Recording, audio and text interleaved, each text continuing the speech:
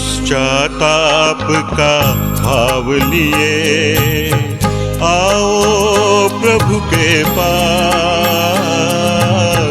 पश्चाताप का भाव लिए आओ प्रभु के पास। सच्चे मन से करो समर्पण, सच्चे मन से करो समर्पण, क्षमा करेगा पाप। पश्चाताप का भाव लिए, पश्चाताप का भाव लिए।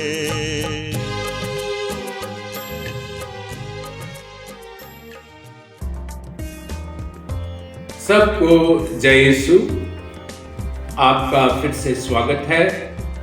हम क्षमाशीलता के बारे में मनन चिंतन कर रहे थे। सबसे पहले हमने क्षमा क्यों देना चाहिए, क्यों जरूरी है, इसके बारे में मनन चिंतन किया था। और इसके बाद कौन कौन सी कठिनाइयां आती हैं उसके बारे में मनन चिंतन किया। और उसके बाद हमने क्षमा नहीं देने से हमारे क्या नुकसान होते हैं उसके बारे में मनन चिंतन किए। और आज हम मनन चिंतन करेंगे क्षमा देने से हमारे क्या फायदे होते हैं, कौन से फायदे होते हैं, कौन सा लाभ होता है। सबसे पहला लाभ है हमारे दिल में शांति आती है। और जब हमारे दिल में शांति आएगी तो परिवार में शांति आएगी, हमारे कम्युनिटी में शांति आएगी यदि हम धर्म समाजी जीवन बिता रहे हैं। और ये शांति जरूर हमारे सोसाइटी में, हमारे समाज में जाएगी। कितनी सुंदर बात। और हम लोग सभी शांति चाहते हैं। दूसरा, हमारे चेहरे पर रौनक आती है, चमक आती है, खुशी दिखाई देती है। और जब हम खुश हैं, तो जब हम खुश होकर प्रभु यीशु क्रिस्ट के बारे में सुसमाचार देंगे, खुशखबरी सुनाएंगे कि यीशु क्रिस्ट मरकर जी उठे हैं, सब लोग को विश्वास होगा। जरूर हम एक पुनर्जीवित प्रभु यीशु क्रिस्ट में विश्वास करने वालों में से हैं। हमारे चेहरे पर जरूर खुशी होना चाहिए। हाँ जी हाँ, ये जरूर है कभी कभी हमें दुख होता है, कोई दुखी घटना के कारण या हमारे जीवन में या किसी दूसरों के कारण, परंतु अंदरूनी खुशी बनी रहना चाहिए। क्षमा अक्षमा की जो दुख है या उसका जो बुरा असर है वो बहुत खराब है, वो जहरीला है। दुख अपने आप में कोई खराब चीज नहीं, बहुत अच्छी चीज है। परंतु हमारे दिल में कटुता नहीं आना चाहिए जो अक्षमा से आती है, और वो हमें खुश रहने से, हमारी असली खुशी से रोक देती है। तीसरा फायदा यह है कि हम हमारे जीवन में कुछ भला करने की हमारे जीवन में ललक आती है, कुछ नया करने के लिए, टू बी क्रिएटिव, कि हमारा जीवन किसी अच्छे कार्य के लिए लाभप्रद हो, हमारे जीवन से किसी का फायदा हो जाए। फिर हमारे जीवन में चौथा लाभ है आत्मा के फल आते हैं। फिर से हम याद दिलाएंगे गलातियों के नाम संत पौलुस का पत्र अध्याय 5 पद 22। आत्मा का फल है प्रेम, आनंद, शांति, सहनशीलता, मिलनसारी, दयालुता, ईमानदारी, सौम्यता और संयम। आत्म संयम बहुत सुंदर फल है आत्मा का। पांचवा है ईश्वरीय शक्ति का अनुभव। जो हम अपने आप से नहीं कर पा रहे थे, वह ईश्वर की शक्ति ने संभव बना दिया। ये जब हम देखेंगे कैसे हम क्षमा देंगे, क्षमा देने के लिए क्या जरूरी है, उसमें हम देखेंगे कि ईश्वर की शक्ति से ही, उनकी कृपा से ही हम क्षमा दे सकते हैं। चाहे वह छोटी क्षमा हो, छोटी बात के लिए, या बड़ी क्षमा हो, बहुत गहरी बात के लिए। फिर अगला फायदा है, हम दूसरों के लिए एक नमूना बन जाते हैं और दूसरों के लिए एक आशा का चिन्ह बन जाते हैं। जब 1981 में हमारे संत पापा जॉन पॉल को गोली मारी गई थी, तो टाइम्स मैगजीन में उनका फोटो छपा था। वो अपने हत्यारे के पास गए थे जेल में, और उन्होंने जेल में जाकर हत्यारे को क्षमा दिया। तो कितना सुंदर नमूना हमारे मुखिया, हमारे लीडर ने दिया था, सर जॉन पॉल द्वितीय के द्वारा।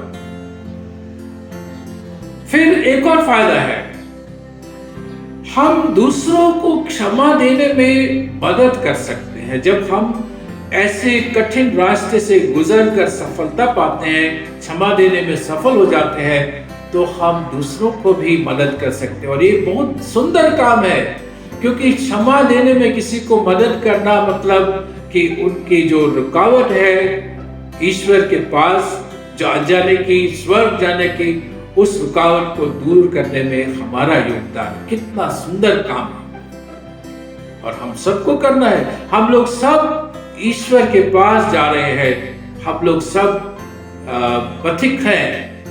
ये कलीसिया का नाम ही है कि हम लोग यात्री कलीसिया है। हमारी यात्रा हमारे स्वर्ग की ओर, प्रभु यीशु क्रिस्त हमें स्वर्ग ले जाने के लिए आए। और उन्होंने कितना सुंदर नमूना दिया है कि इतने तकलीफ होने के बाद भी क्रूस पर उन्होंने वो सबसे पहले जो शब्द कहते, हे प्रभु उन्हें क्षमा कर कि वे नहीं जानते कि वे क्या कर रहे हैं। ये नमूना है हमारे गुरु का, सबसे बड़े गुरु, उनसे बड़े गुरु हो ही नहीं सकते। फिर हमें एक और लाभ मिलता है स्वतंत्रता का, कि हम स्वतंत्र हो जाते हैं। जैसे मैंने कहा था कि हमारी मुट्ठियां बंद हो जाती है, रुकोड़ी के समान हमारा हृदय जब बंद हो गया तो हमें आत्मिक कोढ़ हो जाता है एक प्रकार से। और जब हम क्षमा देते हैं तो हमारा हृदय खुल गया, मतलब हम प्रेम करने के लिए फिर स्वतंत्र हो गए, अच्छे काम करने के लिए फिर से स्वतंत्र हो गए। फिर एक और फायदा, हम बार बार उसी बात को नहीं खोदेंगे, क्योंकि हमारी चंगाई हो गई। जरूर वो घटना याद रहेगी, परंतु उसमें जहर नहीं रहेगा, पॉइजन नहीं रहेगा। और हमारी जो शक्ति है, हमारी जो अच्छाइयां हैं, वह उनका अच्छा इस्तेमाल होगा। और कितनी सुंदर बात है कि हमारा जीवन किसी भले काम में लग जाएगा। ये एक और फायदा। फिर अगला फायदा है, ईश्वर के वचन को ध्यान से सुनने की हमें शक्ति मिलती है, क्योंकि जब हम क्षमा नहीं देते उसी बात को हम बार बार याद करते हैं, परंतु जब क्षमा दे देते हैं तो हमारा ध्यान ईश्वर के वचन पर जाता है। और ईश्वर के वचन में शक्ति है हमारे लिए और दूसरों के लिए। यीशु क्रिस्त ने अपनी लड़ाई, अपने प्रलोभनों को, शैतान से कैसे उन्होंने विजय पाई थी? ईश्वर के वचन से। यह लिखा है, इट इज रिटन। 3 बार उन्होंने ईश्वर के वचन को कहा और शैतान की हार हुई। ईश्वर के वचन को ध्यान से सुनने की शक्ति मिलती है। अगला फायदा, शैतान की चालों से बचने की शक्ति हमें मिलती है। शैतान, क्योंकि हम पहचान लेंगे ये चाल है, हमें गलत रास्ते में जाने की ये चाल है। शैतान हमें गलत रास्ते पे ले जाने के लिए चालबाजी करता है। या तो हम गलत रास्ते पे जाएंगे, या तो फिर हम सही काम सही पर समय पर नहीं करेंगे। आलस्य बहुत बड़ा पाप है। कोई हम गलत काम नहीं कर रहे, परंतु हम आलस्य कर रहे हैं, मतलब हमें जो करना है, जो कर सकते हम नहीं कर रहे आलस्य के कारण। तो शैतान की चालों से हम बच जाते हैं। और फिर है हमारी चंगाई। दो तरह की चंगाई होती है क्षमा देने से। एक तो हमारी मानसिक चंगाई, हमारी जो हमारे जो याद शक्ति है, जो हमारी यादाश्त है, उसमें जो जहर है वो हट जाता है। हीलिंग ऑफ मेमोरी, वो है आंतरिक चंगाई या मानसिक चंगाई।